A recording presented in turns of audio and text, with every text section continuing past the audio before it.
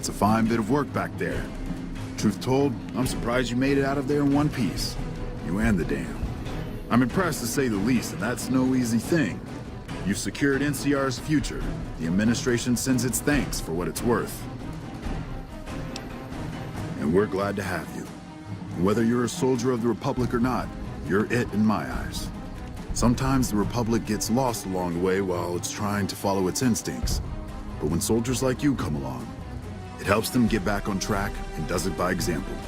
And what you've done here today, that's gonna keep us going for a while.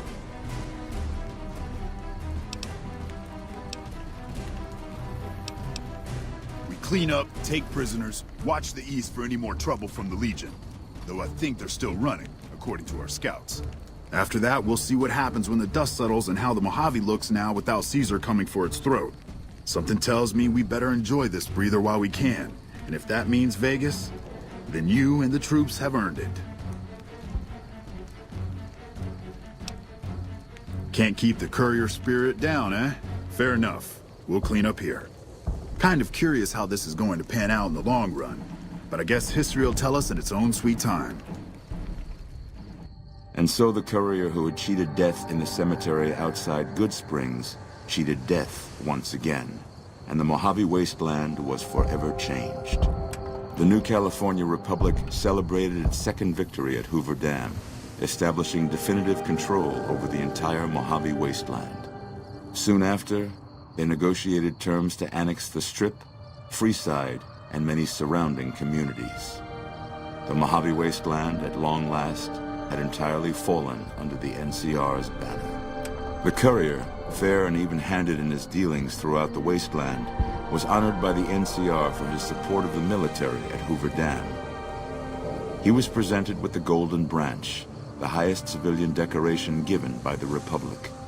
Tabitha and Rhonda went east, through Caesar's land. Occasionally, tales of their exploits found their way back west, though few believed them. Eventually, the stories concerning the duo were collected and published, and proved to be quite popular with children. Convinced that his time as a gunslinger was past, Raul made peace with the idea of growing old. After traveling with the courier for a time, he retired and settled down in outer Vegas, where he would spend his days fixing ancient machinery. With the help of the gunrunners, the Boomers developed a healthy trading relationship with the NCR. Eventually, the Boomers began wandering out into the wasteland, while still preventing outsiders from entering Nellis. The Brotherhood and the NCR in the Mojave Wasteland declared an official truce, despite continued hostilities between the two in the west. As per their agreement, the NCR handed over all suits of salvaged power armor, and in return, the Brotherhood helped patrol I-15 and Highway 95. The peace with NCR served to ease Veronica's worries about the Brotherhood's immediate future. Still, a distance had arisen between her and her fellow members that would never be bridged. She began secluding herself in crumbling libraries of the old world, learning of promising technologies she knew the Brotherhood would never adopt. Their leaders destroyed by the courier, the fiends scattered throughout the wasteland. Without the organization of Motor Runner, Cook, Violet, and Driver Nephi, they were easy prey. After the NCR's victory at the dam, in part thanks to follower medical support, NCR allowed the followers to care for refugees as they see fit. Old Mormon Fort expanded its services and was able to aid more people, becoming a refuge for the less fortunate citizens of New Vegas. Arcade had hoped that Freeside would be able to remain independent of NCR rule. But he was glad that Caesar's Legion had been stopped at Hoover Dam.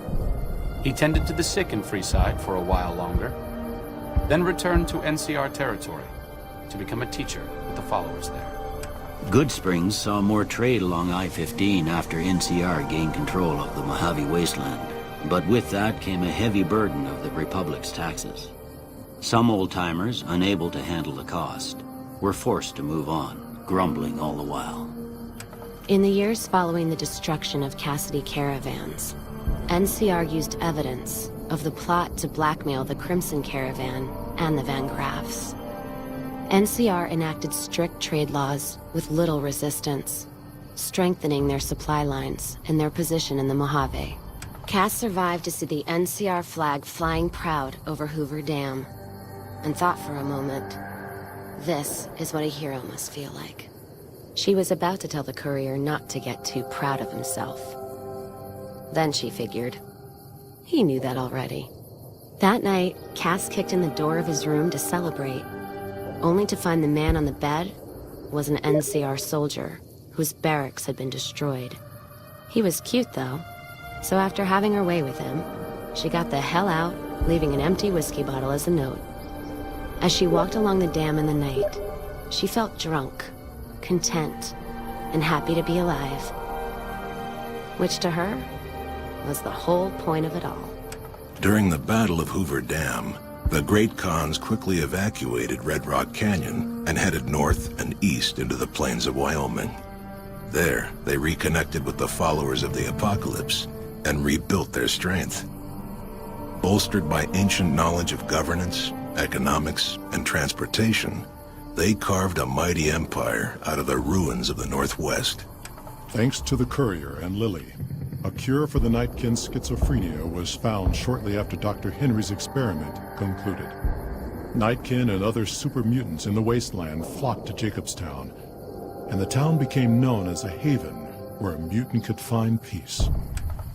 Encouraged by the courier to take her medication regularly, Lily's mind eventually attained a semblance of clarity.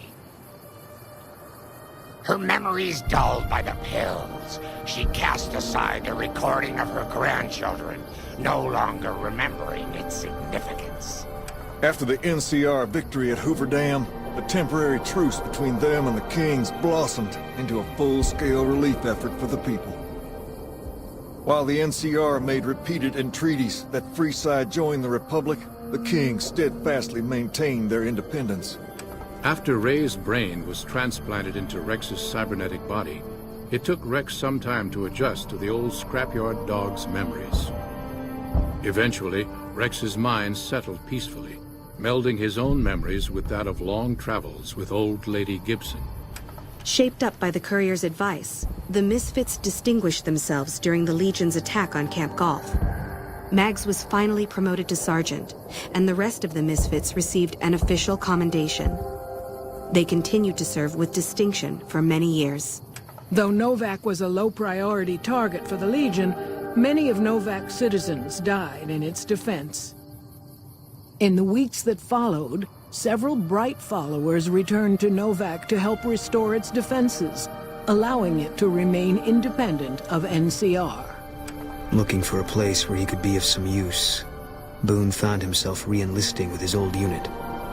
Though his regrets remained in his thoughts, they coalesced into a purpose, and Boone embraced it. He spent his leave time hunting down slavers in the desert, his first recon beret the last thing they never saw. After Hoover Dam, the leaderless powder gangers at the correctional facility vanished into the wastes, leaving the prison empty. The correctional facility became another abandoned ruin in the wasteland, its carcass occasionally picked over by enterprising prospectors. After the majority of the Vault 19 powder gangers joined the Great Khans, the weaker members scattered throughout the Mojave Wasteland. Though a few managed to erase their past, most never survived the journey. After Hoover Dam, Sheriff Myers runs Prim with his own style of frontier justice. He deals with most folks fairly, but now and then someone winds up dead with little to no evidence against them.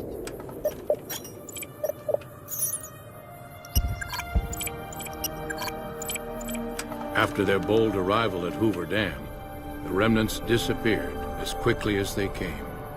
Legends of their power spread throughout the Southwest, a reminder of why people once feared the sight of vertibirds in the sky.